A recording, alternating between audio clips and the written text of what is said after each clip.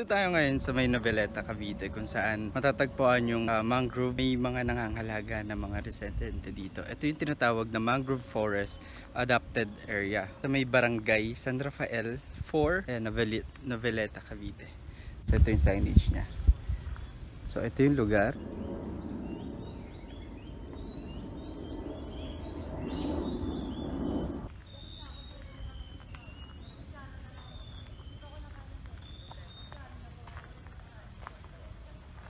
Ako po si Melody Gakit. Ako po yung presidente ng Mangrove Farmers Association mula nung 2018. Nag-start po kaming magtanim ng bakawan mula po ako nung 2012 pa po in GP. Ilan na po kayo sa members?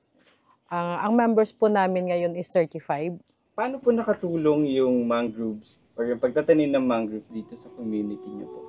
Mas nakakatulong po kasi yung mangroves namin. Bukod pa po na naging sanctuary po siya ng mga ibon, hipon, alimango. Isa din po siya sa naging kabuhayan namin. Pag-aalimango ng mister ko sa gabi. Sa gabi? Opo. Yung nangingilaw sila sa gabi, tapos yung iba naman po, naglalambat lang.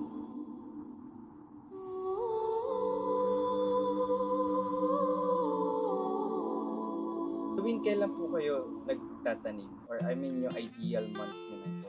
Ang ideal month po talaga dapat ng pagtatanim is January to June. Saka dapat po may tamang oras. Hindi yung basta tanim ka lang ng tanim kahit low tide. Hindi po. Yung ideal talaga na oras is 6 to 8 ng umaga bago 3 to 5 ng hapon.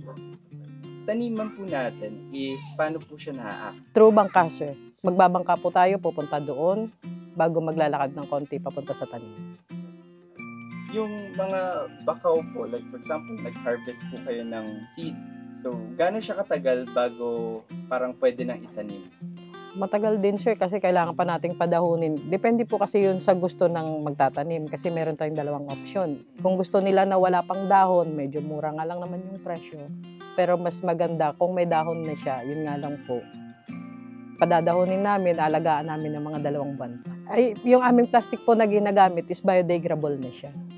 Hindi naman siya nakakasira sa Hindi po. or nakaka-pollute sa environment. Sa gusto pong magtanim o nagbabalak pong magtanim, i-search nyo lang po kami, Mangrove Farmers Association ng Noveleta po. At tumawag po sa Menro namin. Menro Noveleta po. Maraming salamat po. Malaki ang banta ng mga planong infrastruktura na dulot ng pag-unlad sa mamamayan na katulad ni Melody na naninirahan sa tabing dagat at dito kumukuha ng kabuhayan, kagaya ng pag-reclaim ng bahagi ng dagat upang tayuan ng mga gusali. Ito nga ba ay makakabuti sa karamihan o makakasama sa iilan? Hanggang sa muli, Noveleta, explore to reach.